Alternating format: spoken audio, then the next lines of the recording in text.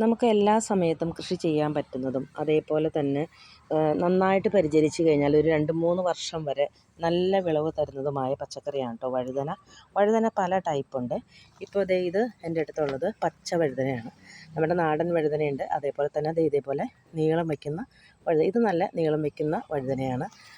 ഇത് നമ്മുടെ സാധാ നാടൻ വഴുതനയാണ് കേട്ടോ.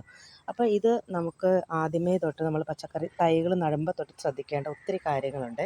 വാട്ടരോഗം പോലെയുള്ള രോഗങ്ങൾ തക്കാളി ചെടികളെ പോലെ തന്നെ വഴുതനയ്ക്കും കൂടുതലായിട്ട് ഉണ്ടാവുന്നതാണ്. അപ്പോൾ അത് നമ്മൾ നട്ടു തുടങ്ങുമ്പോൾ തൊട്ട് ശ്രദ്ധിക്കേണ്ട കാര്യങ്ങൾ എന്ന് വെച്ചാൽ, നന്നായിട്ട് ട്രീറ്റ് ചെയ്ത മണ്ണിലോട്ട് കുമ്മായോ ഡോളോമൈറ്റോ അല്ലെങ്കിൽ പച്ചക്കക്കയൊക്കെ ഇട്ടും ട്രീറ്റ് ചെയ്ത മണ്ണിലോട്ടാണ് നമ്മൾ ഈ നട്ടു കൊടുക്കേണ്ടത്. വഴുതന തൈകൾ നട്ടു കൊടുക്കേണ്ടത്. വഴുതന തൈകൾ മാത്രമല്ല, വാട്ടരോഗം കൂടുതലുള്ള തക്കാളി, മുളക്, വഴുതന അങ്ങനെയുള്ള ചെടികളെല്ലാം നമ്മൾ നട്ടു കൊടുക്കേണ്ടത് ട്രീറ്റ് ചെയ്ത മണ്ണിലോട്ട് മാത്രമേ നട്ടു കൊടുക്കാവൂ.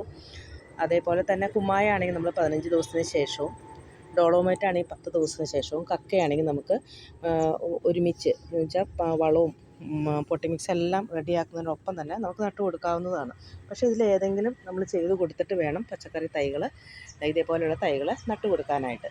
പിന്നെയെന്ന് വെച്ചാൽ നല്ല ഇളക്കമുള്ള മണ്ണിലോട്ട് നടുക, നല്ല പോട്ടിംഗ് മിക്സ് കൊടുക്കുക. ഇപ്പം ഞാനിതിൽ ചെയ്ത് കൊടുത്തേക്കുന്നതെന്ന് വെച്ചാൽ നമ്മുടെ വീട്ടിലുണ്ടാക്കുന്ന കമ്പോസ്റ്റാണ്. ഇപ്പോൾ ഇത് നിങ്ങൾക്ക് കണ്ടാൽ നന്നായി അറിയാൻ പറ്റും. കൂടുതലായിട്ട് ഇതേ മുട്ടത്തോട്, ചായച്ചണ്ടി അങ്ങനെയുള്ള വളങ്ങൾ, അങ്ങനെയുള്ള എല്ലാം ഇതിൻ്റെ അകത്ത് അടങ്ങിയിട്ടുണ്ട്. എല്ലാ മൂലകങ്ങളും തന്നെ അടങ്ങിയിരിക്കുന്ന വളമാണല്ലോ നമ്മുടെ വീട്ടിലുണ്ടാക്കുന്ന കമ്പോസ്റ്റ്. അപ്പോൾ അതുകൊണ്ട് തന്നെ നല്ല രീതിയിൽ പൂക്കാനും കായ്ക്കാനും ഒക്കെ ചെടികളെ സഹായിക്കുന്നുണ്ട് കേട്ടോ. അതേപോലെ തന്നെ ഇപ്പോൾ നല്ല വെയിലുള്ള സമയമായതുകൊണ്ട് നല്ല രീതിയിൽ നമ്മൾ നനച്ചു കൊടുക്കുക. വാടാനായിട്ട് ചെടി വാടിപ്പോവാനായിട്ട് നമ്മൾ അനുവദിക്കരുത് കേട്ടോ.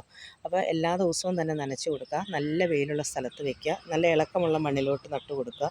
ഒരു 2 ആഴ്ചത്തെ കാലയളവിൽ എന്തെങ്കിലും ജൈവവളങ്ങളിട്ട് ഒന്ന് മിക്സ് ചെയ്തതിന് ശേഷം മണ്ണൊന്ന് കൊത്തി ഇളക്കി ജൈവവളങ്ങൾ ഇട്ട് കൊടുക്കുക. അത്രയും ചെയ്ത് കൊടുത്തു കഴിഞ്ഞാൽ വഴുതന തൈകൾ നമുക്ക് നല്ല രീതിയിൽ നട്ടു വളർത്താനായിട്ട് പറ്റുമേ.